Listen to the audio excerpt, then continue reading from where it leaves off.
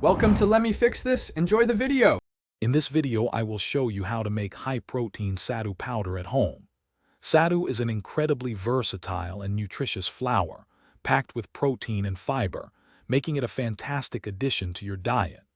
By preparing it yourself, you gain full control over the ingredients, ensuring a fresh and wholesome product.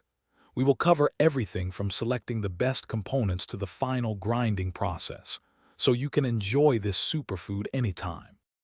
To create your high-protein Sattu, start with about 1 cup of chana dal, which forms the core. Then, incorporate 1/4 cup each of whole wheat, barley, and green moong dal to boost the nutritional profile. For an extra protein kick and healthy fats, you might add a small handful of almonds or peanuts.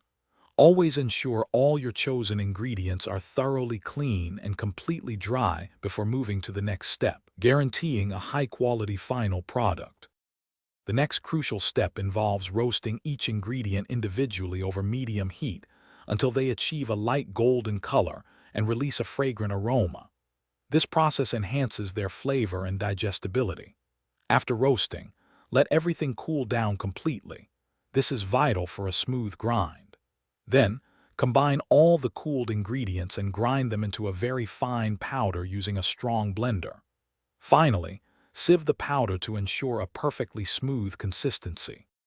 Once your high-protein Sattu powder is ready, store it in an airtight container in a cool, dry place to maintain its freshness and nutritional value. When stored correctly, it can last for up to 2 or 3 months, ready for your use. You can enjoy this versatile powder in many ways. Mix it into a refreshing drink, knead it into dough for protein-packed rotis, or even add it to your morning porridge. Get creative and explore its many delicious applications. Thanks for watching. If you found this helpful, don't forget to like and subscribe.